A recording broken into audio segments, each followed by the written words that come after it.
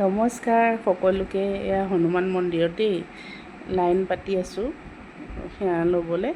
তাৰপৰা আহি চাহী পনীৰ বনালোঁ। চাহী পনীৰ আৰু পৰঠা খাব বোলে, তাকে ভাবিলোঁ বনাব লাগিবই যেতিয়া ৰেচিপিটো আপোনালোকৰ লগত শ্বেয়াৰ কৰি দিওঁ।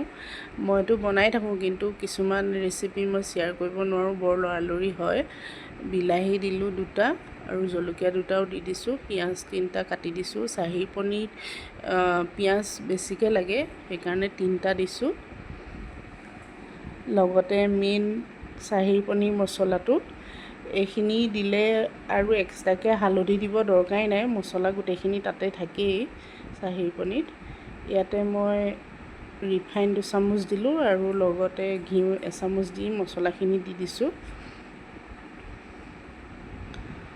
মগজখিনি তিওৱাই নাছিলোঁ, মই পাহৰিলোঁ।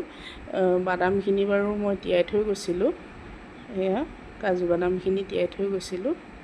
এইখিনি পেষ্টটো বনালোঁ, মগজখিনি পিঁয়াজৰ লগতে পিচিছোঁ। আৰু পিছত মছলাই মেইন আৰু চাহী পনীৰ, কিন্তু এইখিনি এনেকৈ লৰাই থাকিব লাগিব, তেতিয়াহে মানে লাগি নধৰে আৰু নহ'লে পটককৈ লাগি ধৰিব, কাৰণ মছলাটো ডাঠ হৈ আছে।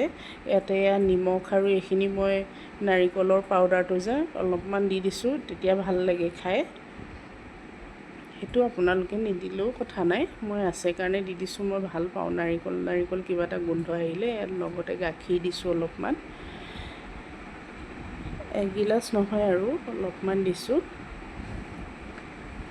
কাৰণ সিজিব লাগিব, সেইকাৰণে অলপমান দি দিছোঁ। এয়া মোৰ পনীৰখিনি ঘৰতে বনোৱাই আছিলে, ইয়াতে বাটাৰ দিছোঁ। খাবলৈ বহুত ধুনীয়া হৈছিলে, ইমানেই টেষ্টি হৈছিলে খাবলৈ, বহুত ভাল লাগিলে খাই। এয়া আমুল ফ্ৰেছ ক্ৰীম দিছোঁ, আপোনালোকে নিদিলেও কথা নাই, দিলেও দিব পাৰে, নিদিলেও কথা নাই। আমাৰ খাবলৈ ভাল পায় কাৰণে মই দিছোঁ। মই কিন্তু বেয়া পাওঁ, অলপ মিঠা মিঠা ভাৱ এটা আহে কাৰণে। কষ্টুৰি মেথি দিলে মই বেছি ভাল পাওঁ, কিন্তু মোৰ অনলাইন অৰ্ডাৰ কৰিছিলোঁ, এতিয়ালৈকে আহি পোৱা নাই। এয়া মোৰ ৰেচিপি হৈ গ'ল। এয়া চাহী পনীৰ, বাটাৰে মেইন, বাটাৰটো দিলে বহুত ভাল লাগে। লগতে এয়া পৰঠা বনিলে, ইয়াতে বাটাৰ দি দিছোঁ সিহঁতৰ কাৰণে। সেয়া মোৰ ৰেচিপি ৰেডি। আপোনালোকে কেনেকুৱা পালে জনাবলৈ নাপাহৰিব।